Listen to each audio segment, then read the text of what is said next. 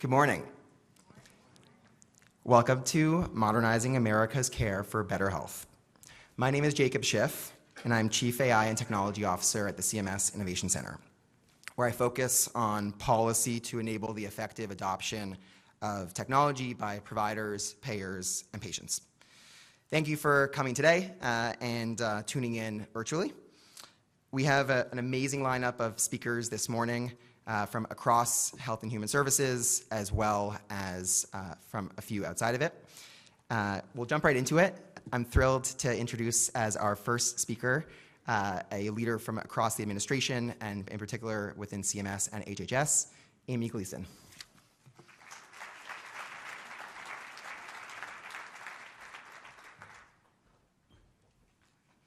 Hello, good morning.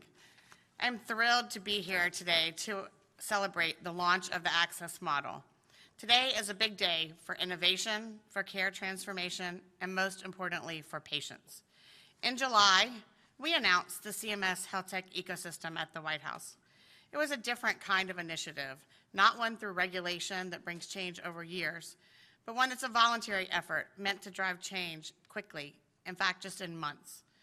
As a recap, there were a few main pieces of the Health Tech ecosystem announcement. And at that announcement, we foreshadowed some new events, and that's really the Access Model is the beginning of that. So first, we wanted to fix interoperability once and for all. So after many years of regulation, interoperability should work on paper, but the reality is it's still too hard for providers and patients to get the information that they need. The Health Tech ecosystem that we launched created a CMS interoperability framework as a vision and framework to find solutions to these challenges. This framework puts patients front and center and aims to solve some of the stickiest challenges, especially around trust. As part of that effort, CMS announced its part of building some infrastructure pieces to help with that trust. A national provider directory that helps apps and technology figure out where to find the data that they need, and modern digital identity so that we can trust that the person asking for the information is who they say they are. And although the interoperability infrastructure is important for a lot of reasons, the main goal for that was really to help empower patients. We want to give them modern technology, like the things they have in other parts of their lives, and give them personalized care that can support them in any hour of the day, anywhere that they are, through the apps that they choose. The burden to get health information has been way too high for patients for too long. As an example, my daughter has 47 patient portals. That's virtually impossible for a single person to manage. And so this app ecosystem that we're building really helps patients with one click through an app of their choosing get all of their health information without having to remember portal logins or the doctors that they've seen in the past. So we started with three main initiatives as use cases. The first one is Kill the Clipboard, which enables patients to use an app they choose to have their records and to scan a QR code or tap a smart health card when they go see their provider to share their information immediately. And then once they have that information, to be able to use conversational AI to give them personalized advice and recommendations. And then lastly, straight up the Maha lane, diabetes and obesity prevention and management. Those can all be personalized if we have their health information as well. So we began with 60 brave companies who raised their hand to stop saying, we can't do this because, and to find ways that we could say, yes, we can. These companies pledged in categories such as patient-facing apps, EHRs, or electronic health records, providers, payers, and data sharing networks that will respond to queries from patients, providers, and payers. And since then, the momentum has been incredible. We have over 400 companies that have pledged their support to meet these goals by the end of the first quarter in 2026. We've added a new category because we've had so much outreach from people called the Friends of the Ecosystem. These are people and companies that want to participate. They can't meet a whole pledge category by themselves, but they want to be part of the solution. This entire effort is fully voluntary, yet the excitement is palpable. We have 13 technical working groups that are all led by volunteers who stepped up to lead in finding solutions to these challenges. And we have representatives from hundreds of companies working shoulder by shoulder, not competing with each other, but collaborating on solutions. So CMS didn't dictate answers in this case. We challenged the industry to prove what's possible, and you all are doing it. On November 13th, right in this room, we had over 180 companies, many of them competitors, who came together and demonstrated real progress. Patient-facing apps pulled clinical records from CMS-aligned networks based on the patient's request, and then delivered personalized guidance back to the patient. These same apps shared relevant data back to the provider's EMR through the patient's choosing. Payers showed real progress of reducing administrative burden, like letting providers request a digital insurance card using a few demographic fields. CMS released its first provider directory sandbox and is working collaboratively with the private sector on accuracy and better interoperable data. And CMS reaffirmed that it will add modern identity to Medicare.gov and that Medicare will respond to requests from patients and providers for claims data. So the momentum is strong, the technology is real. The ecosystem is proving that right now this is possible.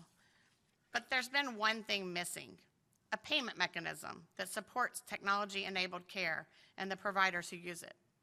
We needed a way for technology-enabled innovation to get paid for driving outcomes, for providers to get paid for referring patients to these tools and for monitoring and addressing their care plans. That is why we are so excited about the Access model. Access is going to supercharge the CMS health tech ecosystem and healthcare everywhere. It rewards outcomes, it encourages continuous engagement instead of reactive care, and it supports a future where innovative apps, trusted relationships, and real-time personal support are part of how they deliver care today. Access gives us a way to scale it, reward it, and make it real for millions of patients. If you haven't yet pledged to join us in the ecosystem, we would love to have you go to the CMS Health Ecosystem page, and you can pledge in any of those categories. We look forward to collaborating and can't wait to see your success.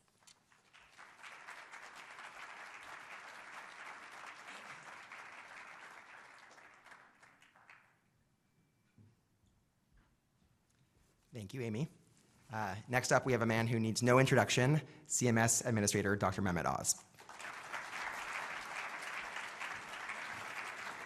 Thank you, Jacob. And Gita, who you'll hear about in a second. Where's Gita? She's a flight risk. There she is, Gita.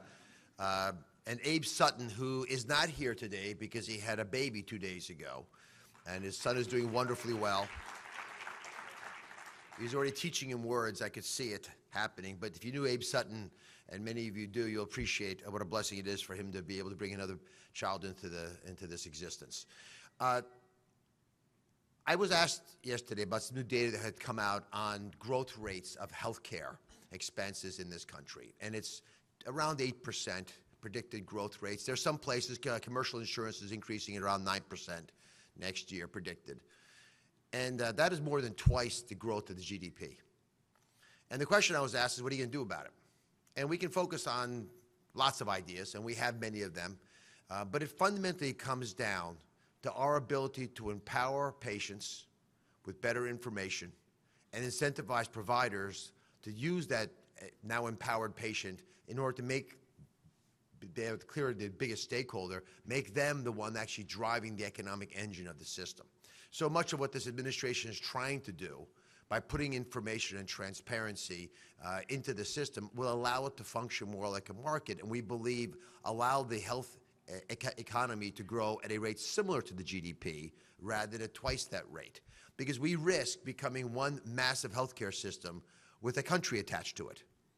It's not healthy at any level, and I don't think it actually helps the health of the people we're trying to protect, because life expectancy continues to fall in America, and particularly in some areas, like in rural America, where life expectancy now is 2 to 3 years shorter than urban America. Much of the cause of this is because of lack of transparency, but also lack of data access and decision-making based on that information. That's what today is all about. I want to applaud Amy's work in creating an infrastructure for a tech transformation within our healthcare system. She's based at the White House, United Digital Service, at DOGE, at CMS. She's everywhere now because we need technology everywhere. But you have to reduce it to practice. At some level, you have to actually make it come alive so people can touch it, feel it, use it, and benefit from it. And that's what today's big announcement is really about. The CMI, the Innovation Center at CMS, is iconic in its ability to come up with new ideas. It's the nuclear reactor that actually has allowed so many concepts to be reduced to practice and therefore be available in communities around America. And Adam Bowler actually, I just don't know, so Adam actually ran CMI. When you have alumni coming back from prior administrations, realize how much power there is in this organization. But interestingly, people who run CMI tend to go off and really do very innovative things because the whole mindset is to go out there and make a difference. The access model is a shining tribute to this characteristic. It is going to bring Medicare into the 21st century. We're only 25 years late, but bring Medicare into the 21st century by increasing access to digital health services. And I want to spend a few moments of the morning speaking to some of the details of why this is so critical.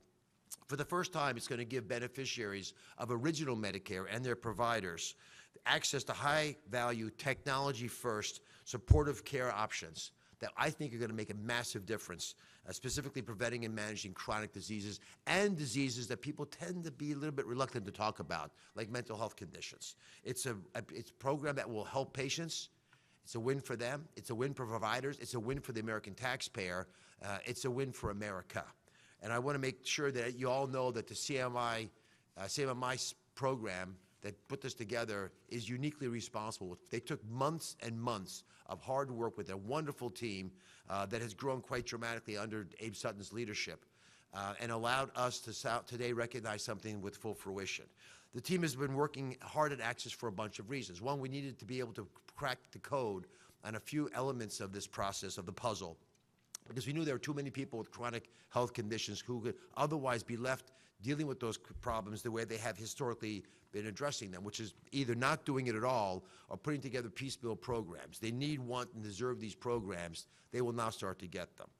As a clinician, I'm a heart surgeon, I use data all the time, at every level. I see the numbers of the monitors. I can hear the boop, boop, boop is not good compared to beep, beep, beep. That the tone makes a difference. I mean, with tactile feedback, haptic feedback, across the board, we do our procedures using every one of our senses. Why would we not do similar things with the American people if they're struggling with diabetes or a condition that otherwise might be easily managed with continuous daily feedback and advice like what to eat or don't drink that or make the appointment or you forgot your insulin. All of these become tools to overcome barriers that have hindered folks, especially with chronic conditions, from benefiting from the digital world around us. Now, we've all seen digital health tools present in many ways. There's lots of great telehealth tools out there. There's software that's remarkable, AI systems that are offering avatars that are more believable than the real doctor who's in front of you, wearable devices, app-based coaching tools. They're all being widely used in the private sector, but they have not penetrated into original Medicare yet.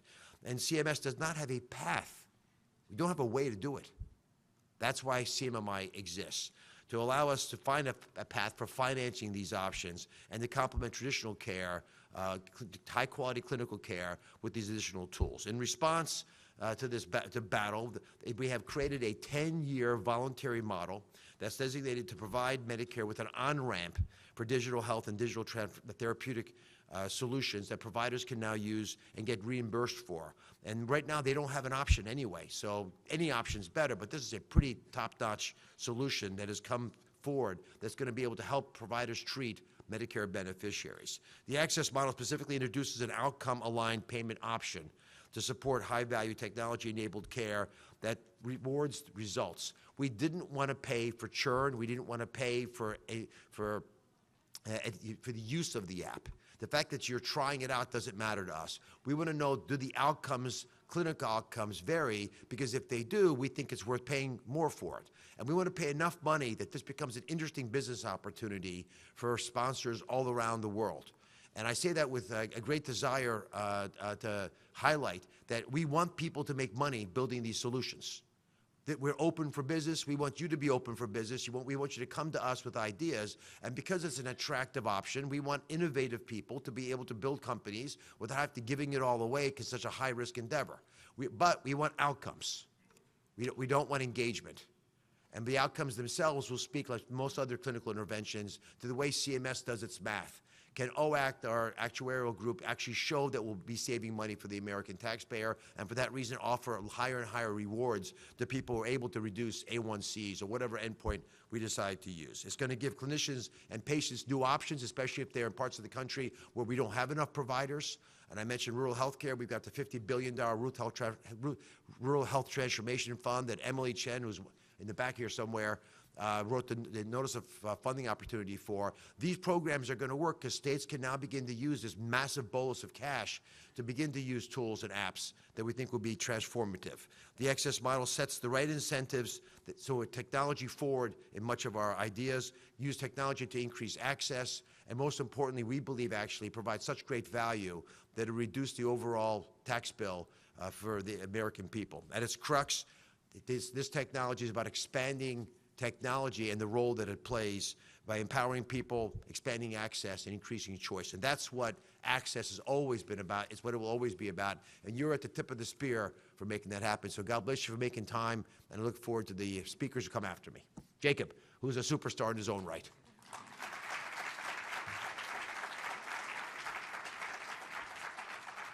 Thank you, Dr. Oz. Next up, we have the honor of hearing from someone with unparalleled experience at the unique intersection of healthcare, technology, and public service.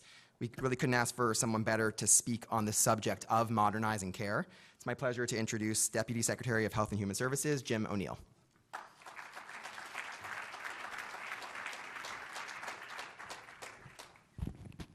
Thank you so much, Jacob. Thank you for having me.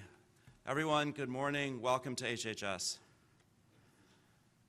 AI is advancing more rapidly than any technology we've seen in a long time, transforming how we work and how we live, accelerating discovery, and opening possibilities that are ripped from science fiction.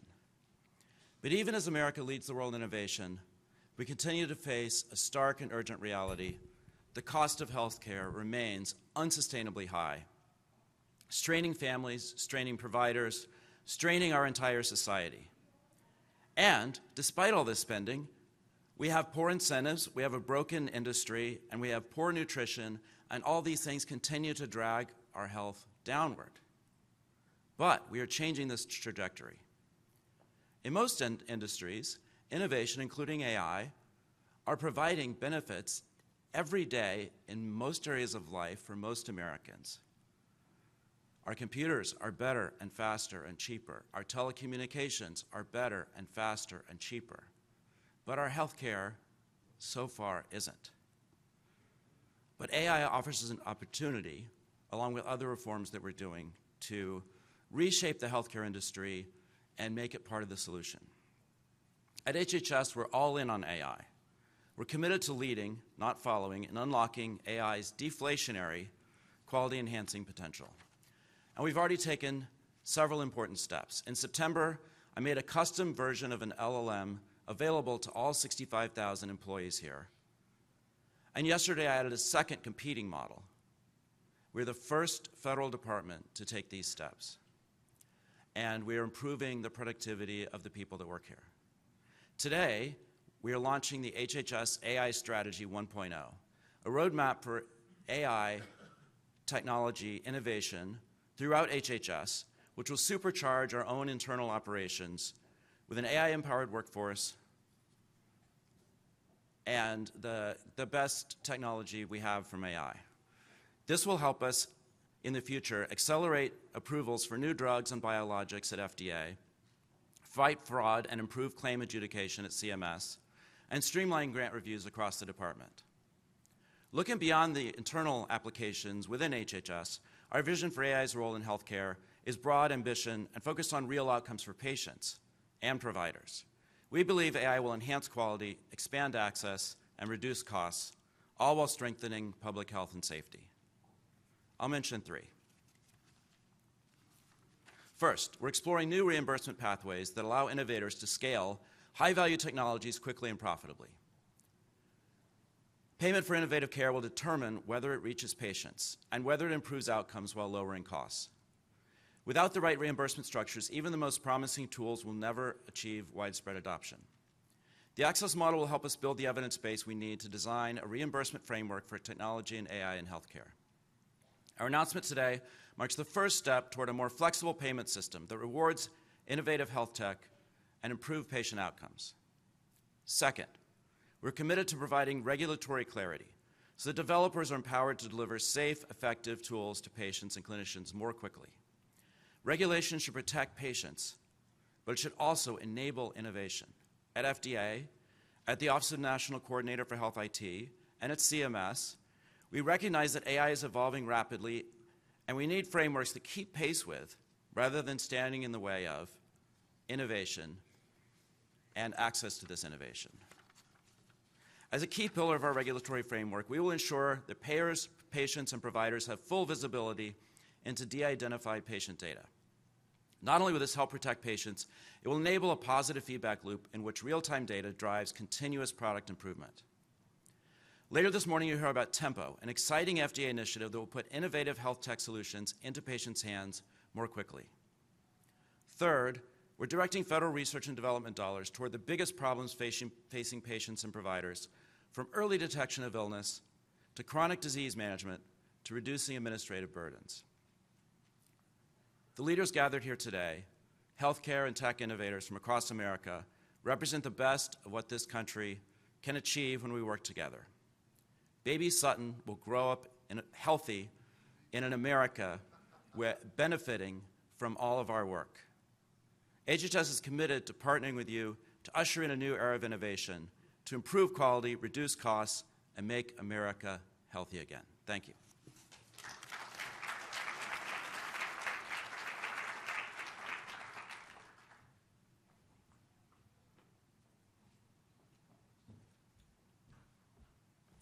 Thank you, Deputy Secretary.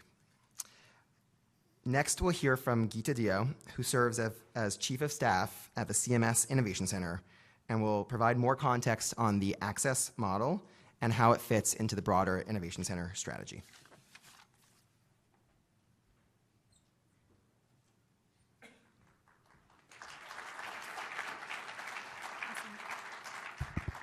Thank you to the Deputy Secretary and Administrator Oz and Amy for all your support and leadership, and thank you to everyone here in the room and virtually that showed up to support the model. The CMS Innovation Center has a clear mandate.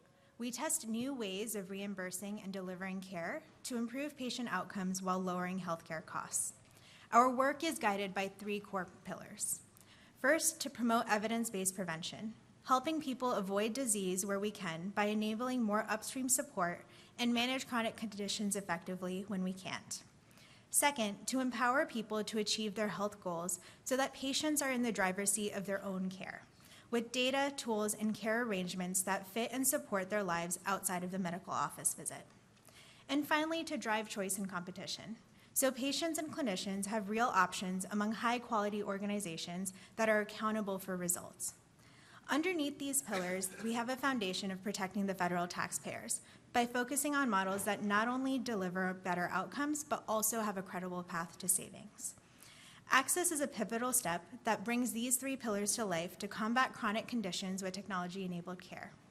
Behavioral change, while critical to prevent or manage chronic conditions, is incredibly difficult, and that's a burden patients face every day today. While there has been tremendous technological growth to support patients in this journey, there has been a continued disconnect between what happens in the doctor's office and their day-to-day lives. Access is looking to change that through an outcomes-aligned payment approach, which will, for the first time, allow reimbursement for technology-enabled applications that lead to real results for patients. 2/3 of the Medicare population is impacted by one of the conditions that Access covers, and through this model, we are going to figure out which approaches work best for patients to take charge of their health. The goal is not a one-off experiment, but a model that can inform how technology-enabled care is paid for across the system.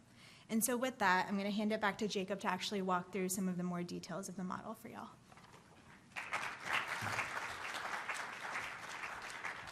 All right, and now I will introduce myself.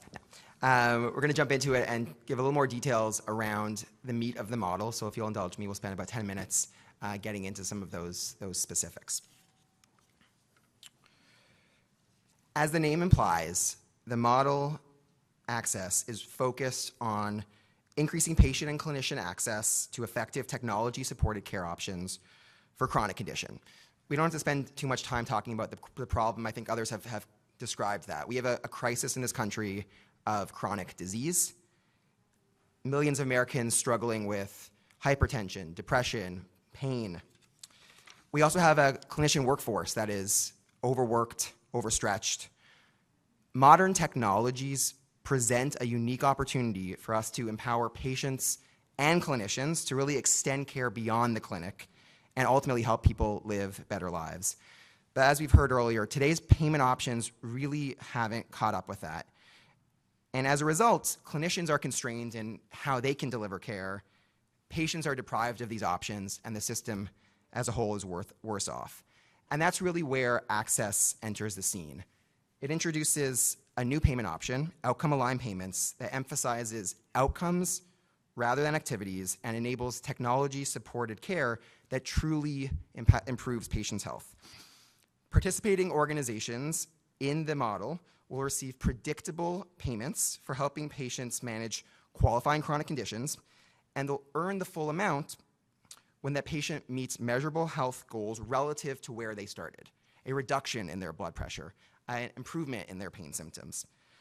It offers payment clarity alongside outcome accountability, and then gives clinicians the flexibility that they need in order to determine how best to deliver that care.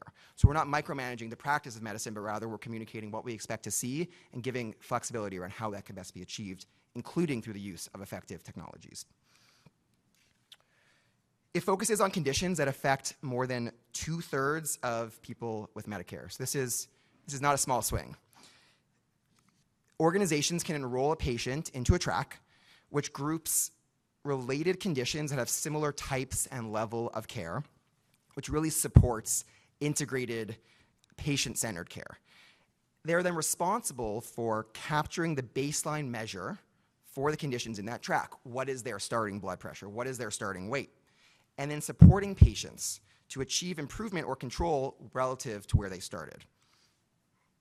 Care delivery flexibility is a core part of the model. Clinicians have greater flexibility in how they deliver care without the typical constraints of activity-based reimbursement. That can be virtual, it can be asynchronous, it can be in person, really whatever works best in order to drive those outcomes. And also organizations will have the option to set a policy to either collect or forego the beneficiary cost sharing, which can often be a barrier to access. With the model, we wanted to make sure that we were removing the barriers that hold back innovation, but that we were reinforcing the parts that are working. And with that in mind, organizations that participate in Access must enroll in Medicare Part B as a provider or supplier, comply with licensure standards, data privacy and security as a HIPAA-covered entity, FDA requirements as appropriate, which we'll hear about shortly. They also must designate a physician clinical director who's responsible for clinical oversight and compliance, and CMS, based on the approach of the model, will be monitoring and measuring outcomes to also expose that so that people can understand risk-adjusted outcomes and really reward true clinical excellence. Another core part of the model isn't just enabling new ways of delivering care, but it's ensuring that that naturally complements and extends the traditional care delivery system. With that in mind, primary care physicians, referring clinicians, can refer to any of these access organizations because ultimately these are Medicare enrolled providers. There's no need for complex one-to-one contracting, which has often been a challenge to scale. Access organizations, for their part, are responsible for sharing proactively updates with the primary care physician, with the referring PCP, so that they are kept in the loop and able to truly coordinate care. We recognize, though, that it's important to get paid. And if you are that referring clinician, if you are that primary care physician, we're introducing a new co-management payment without beneficiary cost sharing that can be billed for documented review of the care plan and an associated care coordination activity. Finally, to help patients, clinicians make informed choices about where to seek out care, we'll be maintaining a directory of all access participants, including the conditions they treat and their risk-adjusted outcomes. And our hope is that the access really empowers every PCP, every clinician, with new tools in their toolkit, with new high-value referral partners to ultimately better support their patients.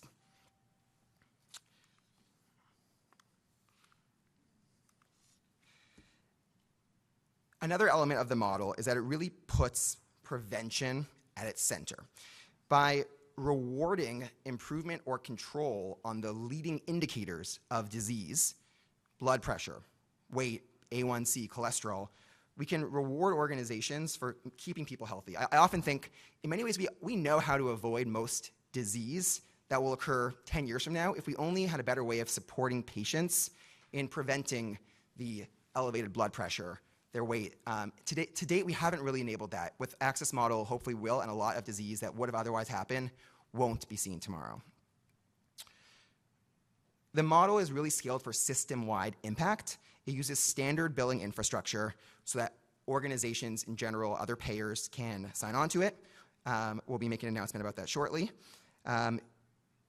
We also anticipate that the Access Model will nurture a really robust ecosystem of technology-enabled care, both organizations as well as the supporting tooling that enables that. Amy spoke to some of that with health tech ecosystem, and then adjacent pieces as well, whether that's AI diagnostics that can help identify who are the patients who can benefit from these new solutions, connected devices, software that can streamline key workflows.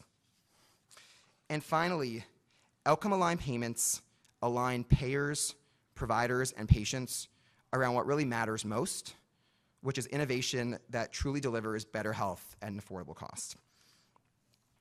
Speaking of alignment, we're thrilled that in very short order, we've been able to align so much of the ecosystem around this new approach and this model. The country's leading societies from across specialties, primary care, representing millions of patients, hundreds of thousands of clinicians, have signed on to a statement of support for the model. Many are also putting out statements of their own. I also think it's sort of unique that on the same slide in a short period of time, we were able to pull together not just the leading societies, but also the payer consortiums, who all believe that this new outcome-aligned payment approach can help us break free of the zero-sum competition or tension that has lived for so long in the fee-for-service world and can orient around a new option that truly rewards better care. We also have, on the value-based care side, NACOS on the ACO front. The next slide, on the participant front, we've been blown away that in just 2.5 days by the interest that we've seen, and this is only a small part of it. Over 250 of the leading technology-enabled care organizations submitted their intent to apply to the model, and we anticipate that this will grow significantly with new organizations over the course of the 10 years of this model. Finally, some details or logistics. Key dates to keep in mind. We will be releasing the request for applications very shortly. It's a dense document, but I think people in this room and tuning in virtually will be interested in those details. The application window will open in January, and the model itself will begin in July, serving patients. To begin in July, the application deadline will be April 1st, and the model has rolling admissions because we do anticipate that this is a long-standing initiative that will truly grow as the ecosystem around it grows. Speaking of alignment and collaboration, we're thrilled to have with us leaders from clinical societies, which is such a core part of the success of this model. It's my pleasure to introduce the leaders from the American Medical Association, American College of Cardiology, and American Psychiatric Association, alongside my colleague, Dr. Will Gordon, who will speak to the opportunities that they see with technology-supported care and the access model. With that, please join me in welcoming them onto the stage.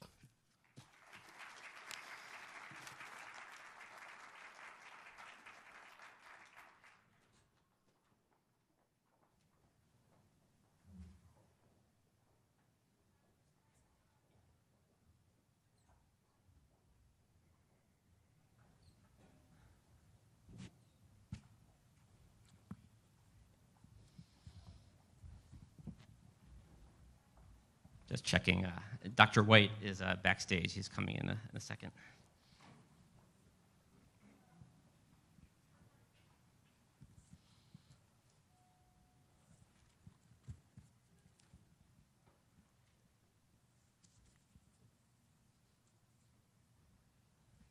It's poor timing for a consult. Well, good morning, everyone, and thank you for joining us for this conversation celebrating the launch of the Access Model. We've heard today about the opportunity the Access Model creates to realign healthcare delivery around outcomes. Now we want to shift to real-world implications, how access could change care delivery, and what that might mean for patients living with chronic conditions. Today, I'm joined by three extraordinary leaders representing the American Medical Association, the American College of Cardiology, and the American Psychiatric Association. Each brings a unique perspective on the opportunities and challenges facing patients and clinicians as we transition towards high-quality, high-value clinical care. My name is William Gordon. I'm a senior advisor at CMS for Technology and the Chief Informatics Officer at the Innovation Center. I'm an internal medicine physician and see patients on the inpatient medical service at Brigham and Women's Hospital in Boston. I'm joined today by Dr. Ami Bhatt. Dr. Bhatt is the Chief Innovation Officer of the American College of Cardiology. She's a cardiologist and a national leader in digital health and AI-enabled clinical care. She has 20 years of experience as a clinician, investigator, and educator with extensive experience in telemedicine and digital health as an associate professor of medicine at Harvard Medical School, where she served as the director of outpatient cardiology, telecardiology, and adult congenital heart disease at the Massachusetts General Hospital. Of note, Dr. Bhatt is also the chair of the FDA Digital Health Advisory Committee and recently led a multi-stakeholder meeting focused on AI-enabled digital mental health devices. Very much worth watching if you haven't already. Dr. Trustman is a professor and chair of psychiatry and behavioral medicine at the Virginia Tech Carilion School. I did look that up before coming here, and the Carilion School of Medicine and Carilion Clinic, and the national leader in behavioral healthcare delivery and policy. He serves as chair of the American Psychiatric Association's Council on Healthcare Systems and Financing, and as the APA's liaison to the American Hospital Association. Dr. Trustman previously spent over 2 decades at the University of Connecticut School of Medicine, where he was a tenured professor of medicine and psychiatry. A prolific researcher and co-developer of the Start Now psychotherapy model, he has authored more than 180 publications and edited the award-winning Oxford textbook of correctional psychiatry. And finally, Dr. John White. Dr. White is the Chief Executive Officer and Executive Vice President of the American Medical Association, the nation's largest physician organization. A nationally recognized leader in healthcare delivery policy and digital innovation, Dr. White previously served as the Chief Medical Officer at WebMD, and prior to WebMD, he served as Director of Professional Affairs and Stakeholder Engagement at the Center for Drug Evaluation and Research at FDA, and then previously had senior roles at CMS where he shaped U.S. healthcare policy. He's a board-certified internist and a prolific writer and communicator, and has written extensively in the medical and lay press, including 4 best-selling books. All right, let's jump in. So let's first ground ourselves in the problem that patients and clinicians are facing today. And we hear this across every specialty, the growing complexity of clinical practice. Clinicians are managing more comorbidities, more medications, more data streams, more technology, more expectations, more in-basket messages, often without more time. But simultaneously, we are in a crisis of chronic disease. More and more Americans are dealing with chronic diseases and need continuous support, but are faced with an overburdened and overstretched healthcare system. Chronic disease burden, rising patient complexity, and clinician burnout continue to strain the system. So Dr. White, let's start with you. With your broad perspective across specialties, what themes are you hearing most consistently about burden and the difficulty of practicing top of license? And thank you for including us. And I think you summarized it well about the burden. And we often talk about the administrative burden, the paperwork that's required. But the other element that I think is important here is the amount of data that physicians have to deal with.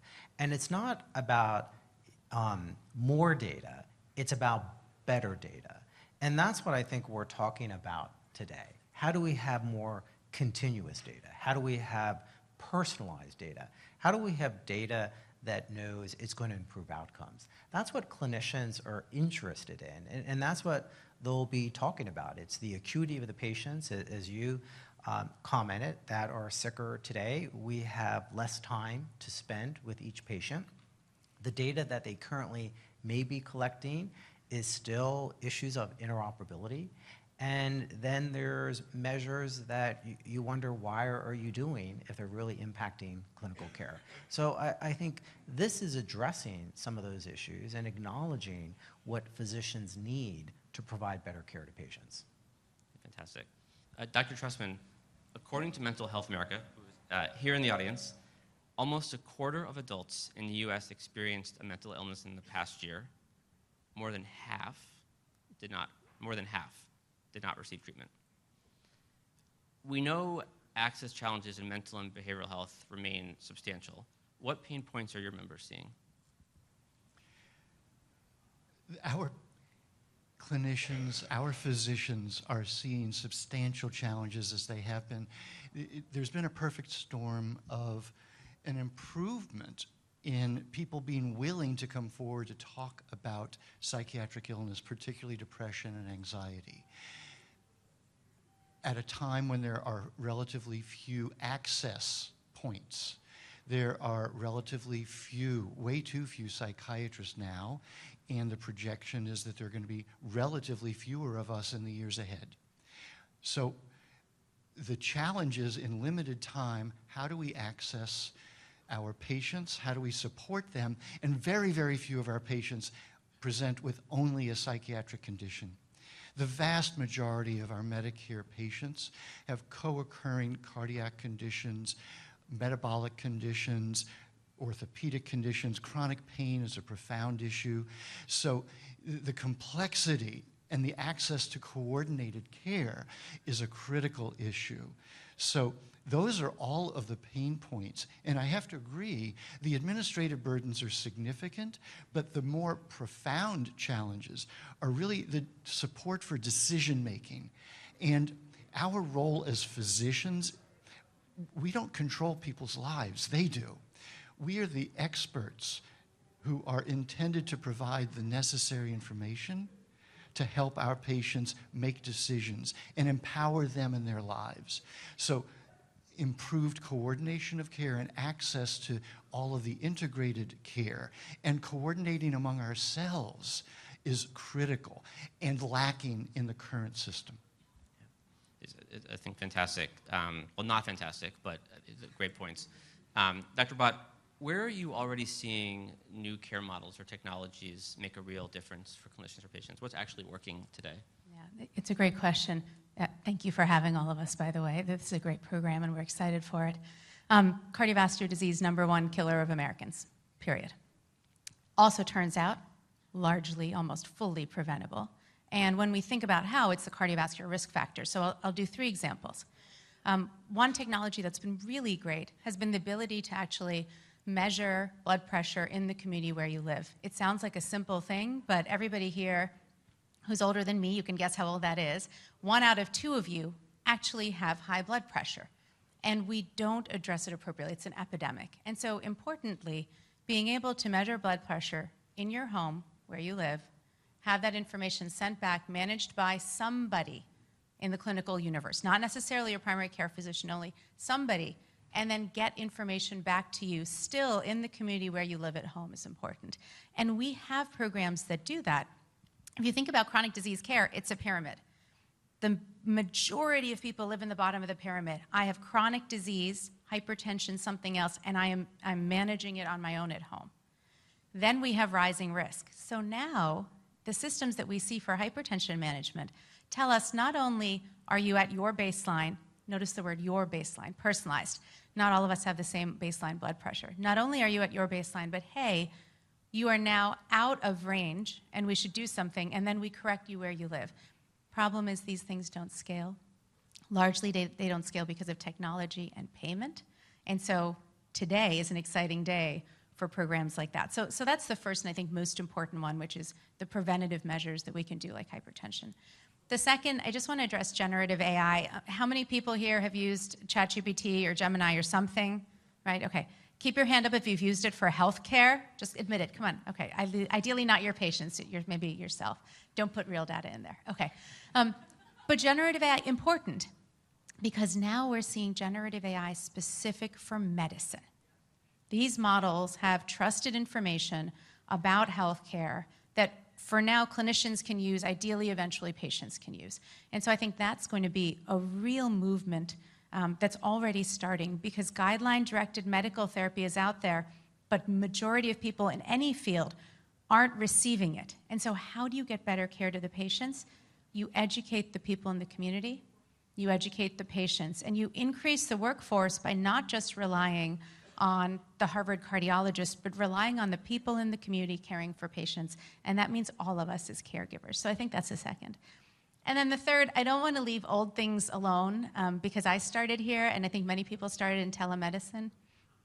It's really important to be able to stay in your community and still be able to access care. And so telemedicine kind of can't be underemphasized. I'll tell one quick story.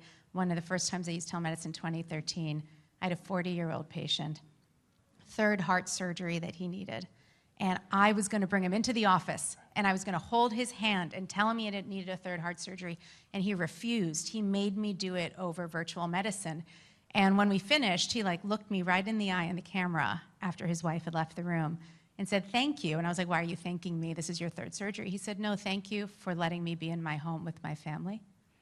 This was the only way I was going to have a third surgery. You needed me to be with you. I needed to be here." And so I think we can't let telemedicine go as one of the successful examples. Yeah, Dr. White, Dr. Schwarzman, Dr. White, are you seeing similar things? The opportunity, things that are actually starting to emerge today? Absolutely. And I think part of it is on the patient side. Patients are very interested in utilizing these tools, determining how they can participate in their care. Because part of the challenges, and we've all discussed this, is there's a shortage of physicians, there's a shortage of nurses, a shortage of pharmacists. So what roles do these play? It's easy to say, well, you have to go see your physician. Everyone can't wait 6 months to see a physician. And I think the point about telehealth is very appropriate for here, that the reason why we saw all the increase in telehealth is because there was payment parity. Addressed the issue of licensure in the states. We made it available so physicians and others can be paid for the work that they do.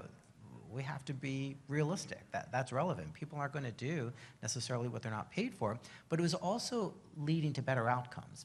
And I think what we're learning now about telehealth is really determining what's the standard of care, and then determining whether it has to be virtual or in person, or it can be either. And those are the ways that we should look at things. Does it meet the standard? And then does the way that you do it really matter? So I think that's what's exciting about this model, but also we're learning from the past. And I think telehealth is a good example of that. Yeah. Sure. So telehealth cannot be underestimated. It's now old school, right? But the reality is, particularly for many of us who practice in rural America, it's the only way we're going to be able to leverage our limited abilities to meet the needs of our patients. So couple that with enhancements that allow access to accurate diagnostic capabilities in real time at the point of care. Link that. Now what we're doing is measurement-informed care more and more. And we're doing that in collaboration with primary care asynchronously now with e-consults. We're doing it in collaborative care models that have leveraged amazingly our ability to support primary care, and doing it in a meaningful way that overcomes a lot of the obstacles of transportation. And as we're doing it, we're getting better at it. But the integration of all of these cannot be overemphasized. The need for that, without having to sign out of one document, sign into something else, get access to this. For us to make a difference in the lives of our patients, more and more, we're seeing the need for it to be available quickly and to be able to be outcome focused, which is a wonderful part of this model. Yeah, and it's a great point, and actually a great segue, because I think another major theme that we're seeing here across the various actors in the healthcare delivery space is shifting more towards outcomes away from activities. And so we heard about outcome-aligned payments today. For example, better control of chronic disease, fewer hospitalizations, improved patient experience. I'd love to hear how your organizations are thinking about this transition and what resonates the most about outcome-based payments. And Dr. Schwartzman, I'll start with you. I think behavioral health does present a particularly unique challenge. Outcomes are more subjective, they're longitudinal, they're harder to capture. Are we measuring the things that truly matter? I think we have a long way to go, ideally, as we are seeking underlying neurobiologic parallels to hemoglobin A1C or to blood pressure. Nevertheless, we have the basic tools we need, whether it is a patient health questionnaire, PHQ-9, or a generalized anxiety disorder questionnaire, GAD-7. Those simple tools that are already in widespread use, if used consistently, make a difference. These have been published studies repeatedly demonstrating that we engage patients in their own evaluation, getting their input, we can make a difference. And they can see it. It's not, this is the worst day of my life, doc, sort of thing. It's not the traditional subjective information. The objective data may not be yet perfect, but it is far superior to anything else. And I've seen with my own patients, when their depression scores drop and they see the trend line, it makes a difference. They feel proud. They feel empowered. And this is part of what we're working to do, to integrate that seamlessly into care delivery. Yeah. And Dr. Bott, you kind of alluded to this. I think the cardiometabolic space does not suffer from a lack of biomarker outcomes. LDL, A1C, blood pressure, weight, these have been established for decades at this point as well-validated primary and secondary outcome measures. Where do you see the greatest opportunity for capturing outcomes? I think, and I'll give a call out to my team, my CEO, Kathy Gates, and James Vavracek, head of health policy, are here. And they've been working in rural America, really thinking about who are the people who need cardiovascular care, cardiovascular preventive care the most. And so I would say, yes, we have a lot of metrics, but the problem is, and we face this a lot, we try to offer gold standard care. Is gold standard care better than no care at all? And there are areas of this country that just don't have access and don't receive care. And so when you get there, you can say, I have all these metrics I can measure. Actually, no, I can't measure them. They don't have the capacity to measure, to keep record of these, to be able to know what your patient's baseline is and when they're off baseline, like we were talking about before. And so I think the payment outcome part is so important, and aligning those two, because now we are actually going to create a mechanism to say I'm capturing data in the areas from which I was not getting data before. And so for the individual, you have a personalized response, yes, but also for the community, now people like us at the ACC and other organizations can help direct our efforts to those communities better, because we're doing it based on knowledge of how that actual community is responding to the efforts that we're putting in there. And so I think that's really essential, is we have to think about the areas that have zero access right now. And yes, we could collect data, but we're not doing it. And so what are the systems that we put in place? And if you don't pay up front for that, you can't do it.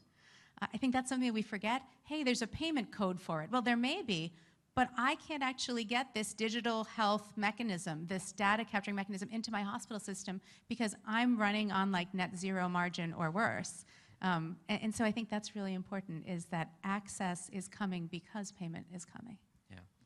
Right. Dr. White, one thing we often hear, a common expression, you can't improve what you don't measure. Yet I think it's not controversial to say clinicians are exhausted by measurement at the same time. How do we strike the right balance? Yeah, and I think this goes to the point that when you're going to hold clinicians and others accountable for outcomes, they have to be able to impact those outcomes. And I think all too often, a lot of clinicians are seeing there's just more and more outcomes. And I can say this from my own time in clinical practice, where now I have to do a food insecurity assessment.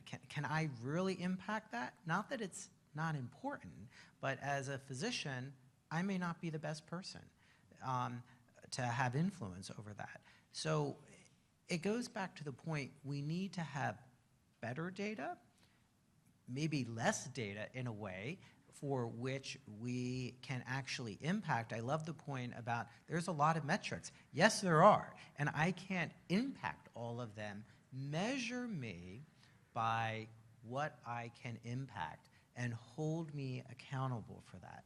I think that's what clinicians are interested in having the conversation around. Yeah. All right, so flash round. What's one outcome, clinical, patient-reported, or other, that you wish you had better tools to capture? I'll start, well, if you're ready. Yeah. I think the one thing is transforming the data into useful information and having it presented in an integrated way so that clinicians in real time at the point of care can help to support decision-making then.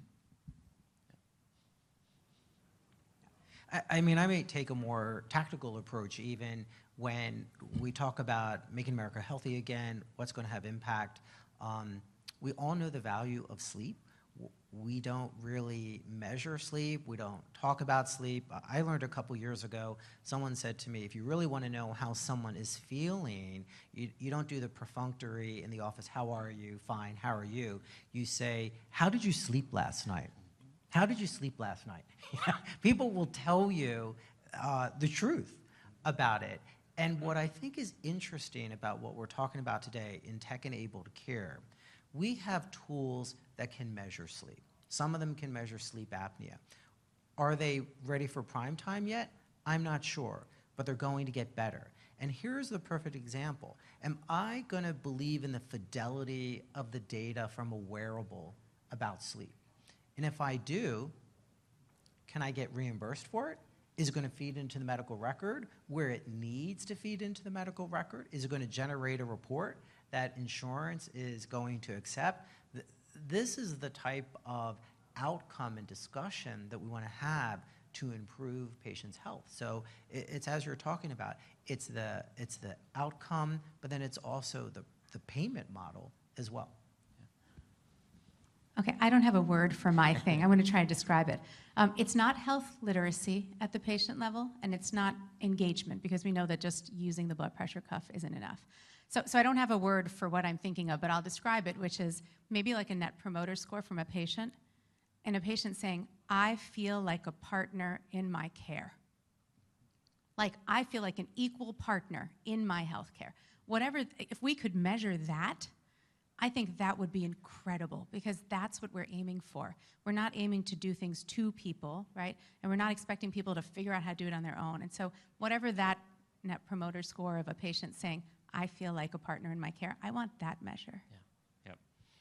Yep. Okay, so let's zoom out, and let's imagine we're back here a few years from now, save the date, and Access is successful.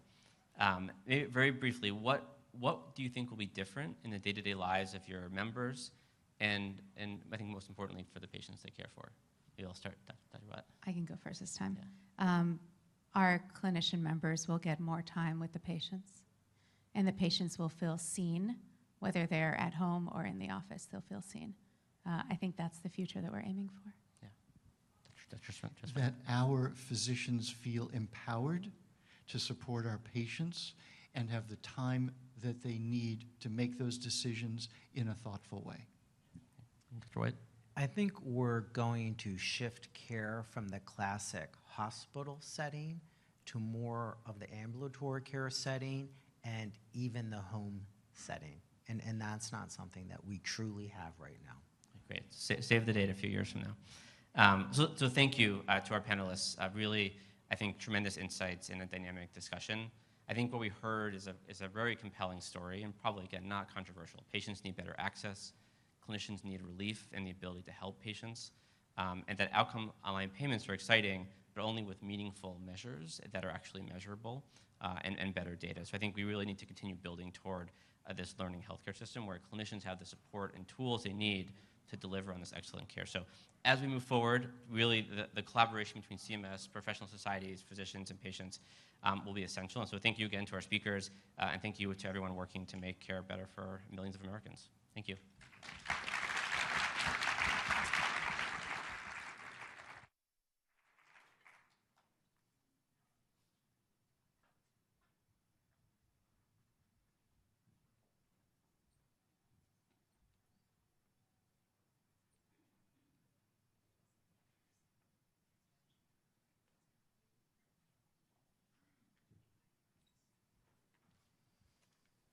Okay, I really enjoyed that.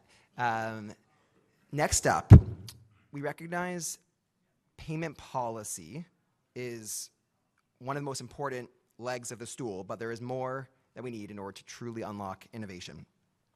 The other is regulation and ensuring that, as Deputy Secretary Jim O'Neill said earlier, we have the right amount of regulation that ensures safety and efficacy. With that, we have an exciting announcement from our colleagues at FDA. I'm thrilled to welcome one of the leaders at FDA, Jim Traficant. Jim serves as FDA Chief of Staff under Commissioner McCary. He has an extraordinary background as a technologist, entrepreneur, business executive. Couldn't ask for someone better to be speaking today. We're excited to have him speak this morning about the exciting collaboration between CMS and FDA related to the access model, as well as FDA's approach more generally. Thank you.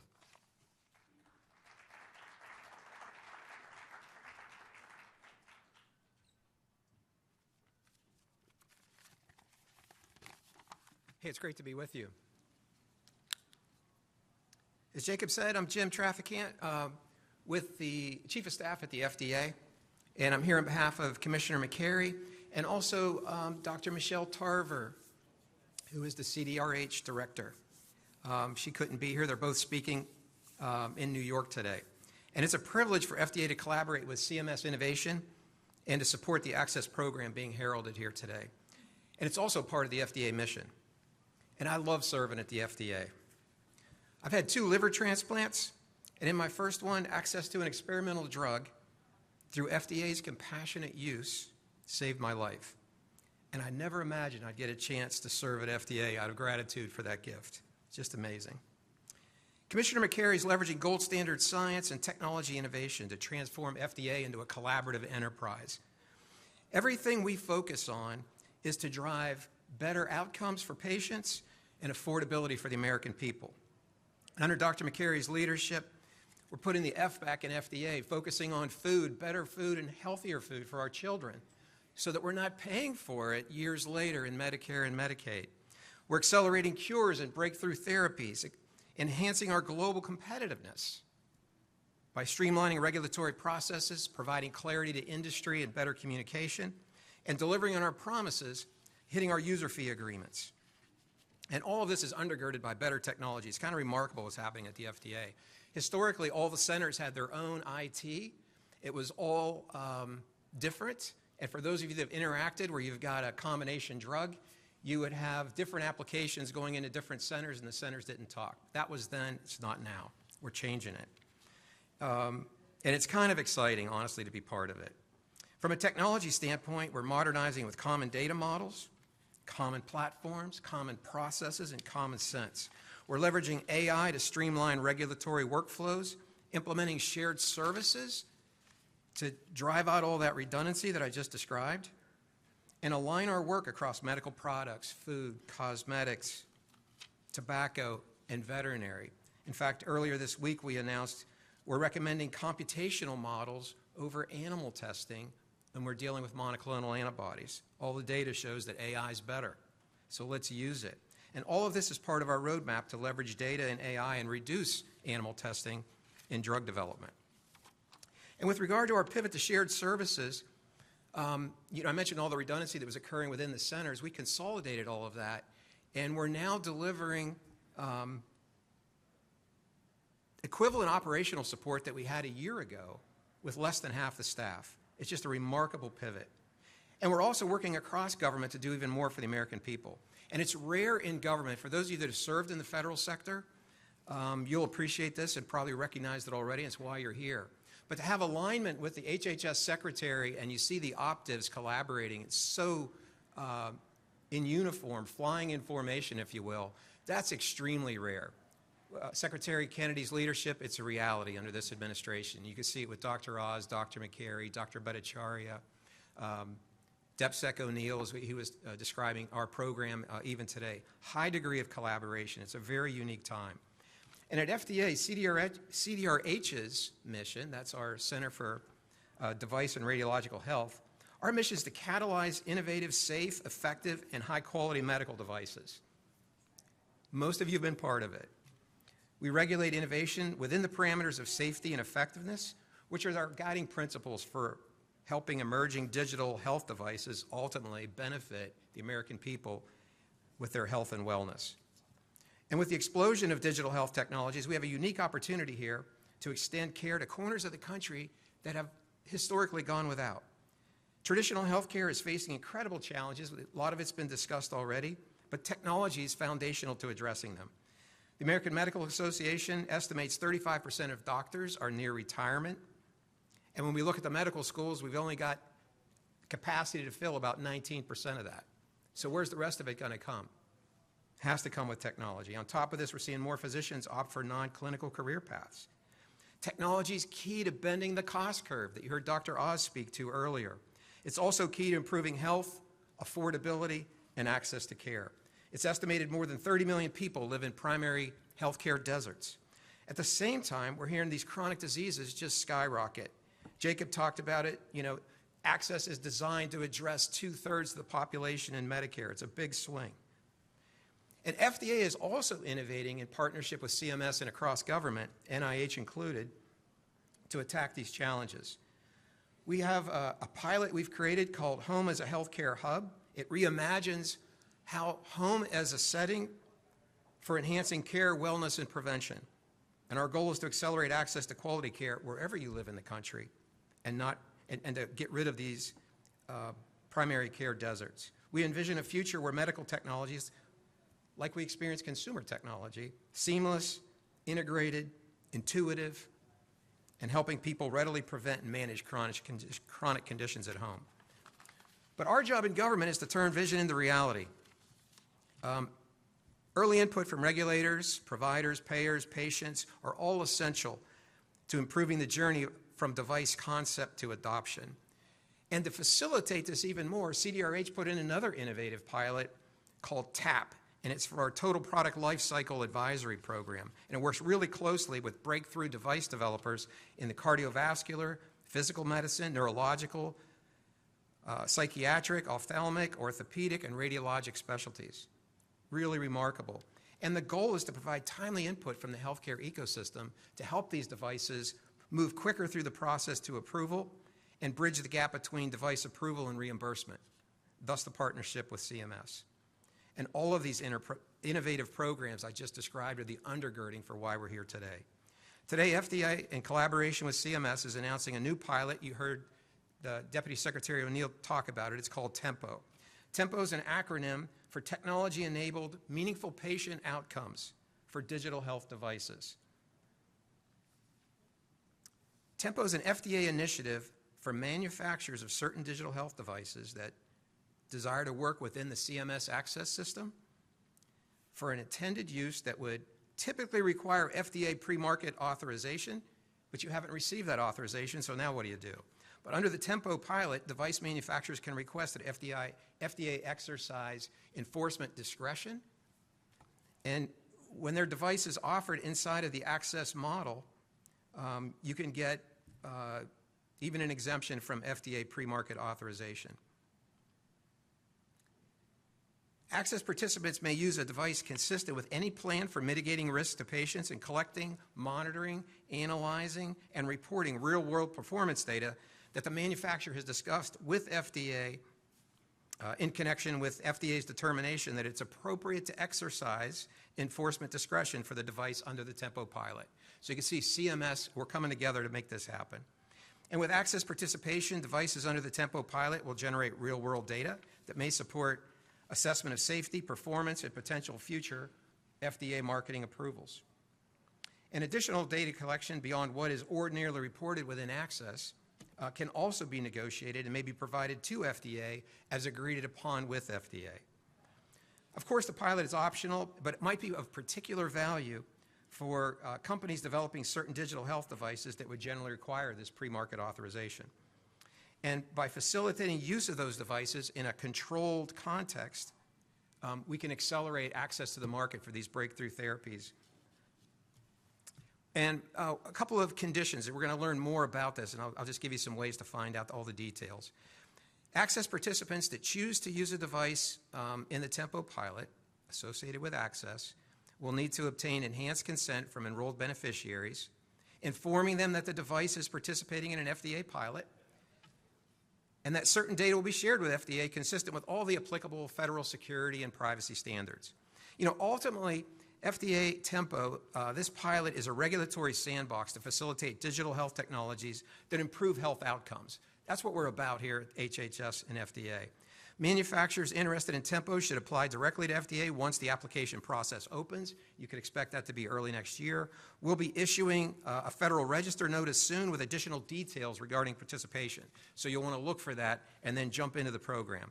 We hope you'll visit our website and become part of the FDA's Tempo for better health. Thanks.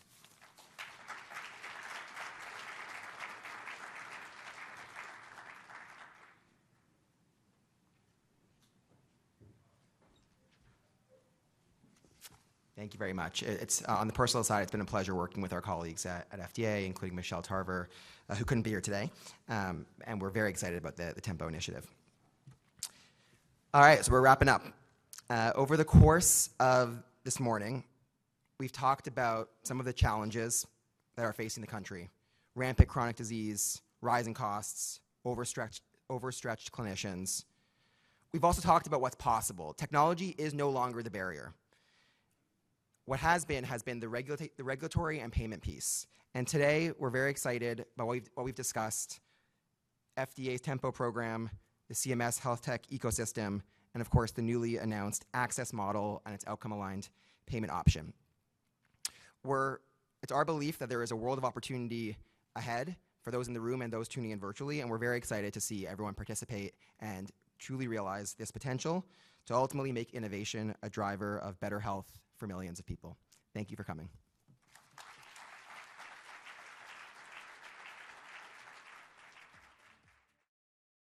Produced by the U.S. Department of Health and Human Services.